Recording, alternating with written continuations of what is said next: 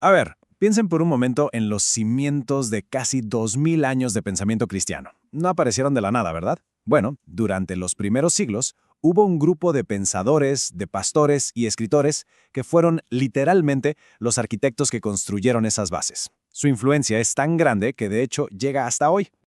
Y cuando digo arquitectos, no es solo una metáfora. Imagínense a estas figuras no como académicos encerrados en una biblioteca, sino como verdaderos constructores. Con la pura fuerza de su fe y, claro, la increíble profundidad de sus enseñanzas, le dieron forma a la iglesia primitiva, levantando sus primeras y más importantes estructuras. Así que sí, los llamamos los arquitectos del pensamiento cristiano. Pero la gran pregunta es, ¿quiénes fueron exactamente los padres de la iglesia? Ok, vamos a meternos de lleno en este tema para desglosarlo bien.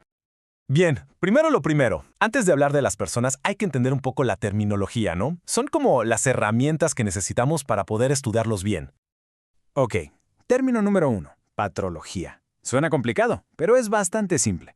La patrología se enfoca en la vida y los escritos de estas figuras. Es básicamente el estudio del quiénes eran, qué escribieron, cuándo y dónde vivieron. Pura biografía y análisis de sus obras. Luego tenemos la patrística. Ojo, no es lo mismo. Si la patrología es el qué, la patrística es el por qué. Aquí es donde nos metemos de lleno en sus ideas, en su teología. Analizamos sus doctrinas, sus argumentos, todo el pensamiento que dejaron. Y hay un tercer campo, que es más amplio y, digamos, más secular. Es la literatura cristiana antigua. Aquí se estudian los mismos textos, pero no desde la teología, sino como literatura. Se analizan el estilo, el lenguaje, como cualquier otra obra de la literatura universal. Y fíjense, el Papa Juan Pablo II lo dijo de una manera genial. Él explicó que se les llama padres con toda la razón del mundo porque, en cierto modo, le dieron vida a la Iglesia. No solo fueron maestros, la engendraron y formaron, como dice él. Construyeron algo vivo. Entonces, ¿qué se necesita para ganarse este título tan pesado? Porque claro, no cualquier escritor de la antigüedad entra en este club. Hay 4 criterios, 4 pilares, que son absolutamente necesarios. Y esta imagen de los pilares es perfecta para entenderlo. Piénsenlo así, son como las 4 columnas que sostienen un templo. Si quitas una, todo se viene abajo. Vamos a ver cada una. Pilar número 1, doctrina ortodoxa. Esto es clave. Sus enseñanzas tenían que estar en línea, en comunión total con la Iglesia. Pero, y esto es un detalle súper importante, no significa que fueran perfectos o infalibles en todo lo que decían. Nadie lo es. Lo que importaba era que el núcleo de su teología fuera sólido. Segundo pilar, santidad de vida. Esto es básicamente practicar lo que se predica. No era suficiente con escribir textos teológicos brillantes. Tenían que vivir de una manera ejemplar, santa. Había que ver una coherencia total entre lo que decían y lo que hacían. Tercer pilar, aprobación eclesiástica. Su autoridad no se la dieron ellos mismos.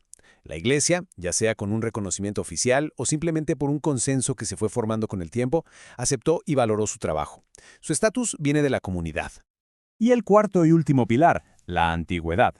Este título tiene, digamos, una fecha de caducidad. Es un club exclusivo de la era cristiana primitiva. La ventana de tiempo se cierra por ahí del siglo VII u VIII, con figuras como San Isidoro de Sevilla en Occidente y San Juan Damasceno en Oriente. Después de ellos ya no hay más padres de la Iglesia.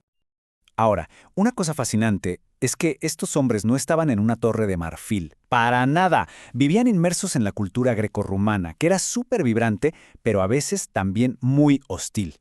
Y aquí está su genialidad. ¿Cómo supieron dialogar con esa cultura? A ese proceso hoy le llamamos inculturación. Y esta imagen del embudo lo explica de maravilla. Imagínense, por la parte ancha entra todo. La filosofía griega, la cultura pagana, todo. Pero en el medio hay un filtro, la fe cristiana. Y lo que sale por abajo, ya destilado, es una teología nueva, que está enriquecida por lo bueno de esa cultura, pero purificada de lo que no servía. San Agustín lo expresó perfectamente. Él venía a decir algo como, oigan, si los filósofos dijeron cosas que son verdad y que encajan con nuestra fe, no hay que tenerles miedo. Al contrario, hay que reclamar esas verdades como nuestras. Una mentalidad súper abierta y a la vez muy astuta. Así que este proceso era como una moneda con 2 caras. Por un lado, la asimilación. Tomaban todo lo bueno y compatible de la filosofía grecolatina, como algunas ideas de Platón. Por otro, la desasimilación. Rechazaban de plano todo lo que chocaba con el mensaje cristiano. como obviamente la idea de tener muchos dioses. Era un equilibrio para no mezclar todo sin sentido. Pero su importancia va mucho más allá de ser grandes escritores. Ellos son los guardianes, los testigos clave de la tradición. Y aquí es donde conectamos con un problema muy actual. Ignorar a los padres crea un vacío, una brecha bastante peligrosa en la teología moderna. Miren esta gráfica, es clarísima. A la izquierda está el método clásico. Para ir de la Biblia a la actualidad, cruzas por el puente sólido de 2000 años de tradición, donde los padres son pilares fundamentales. A la derecha, vemos lo que algunos intentan hacer hoy, un salto mortal desde el texto antiguo directamente a la sociología moderna, ignorando todo lo que hay en medio. A eso se le llama una crisis de interpretación o crisis hermenéutica. ¿Y qué pasa cuando se intenta dar ese salto? Pues las consecuencias son serias. Primero, un empobrecimiento teológico brutal. La teología se queda atrapada en el presente, sin raíces. Y lo más peligroso, la doctrina puede terminar simplemente adaptándose a la ideología de moda del momento, lo que explica muchos de los debates más acalorados que vemos hoy. Bueno, para ponerle cara y nombre a todo esto, hagamos un recorrido súper rápido por estos titanes del pensamiento, viendo las diferentes eras en las que vivieron.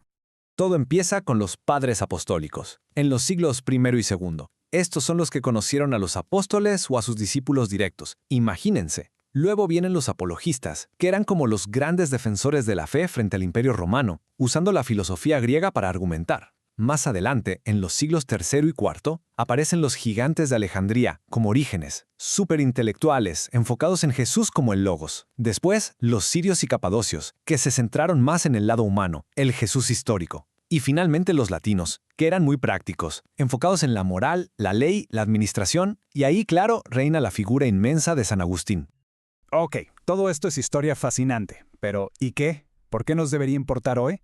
Pues su relevancia es mucho más grande de lo que uno podría pensar. Su manera de hacer las cosas sigue siendo un modelo increíble. Pensemos en su legado. Primero, su teología nacía en medio ecclesiae, o sea, en medio de la comunidad, no en un laboratorio académico.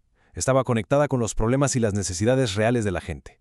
Además, lograron algo increíble. Fusionar una vida espiritual profunda con una reflexión racional súper rigurosa. Y quizá lo más bonito de todo es que para ellos, hacer teología no era un ejercicio intelectual frío, era un acto de amor. Y con esto cerramos, dejándoles una pregunta para pensar. Nosotros vivimos en la era de la información, ¿no? Estamos ahogados en datos.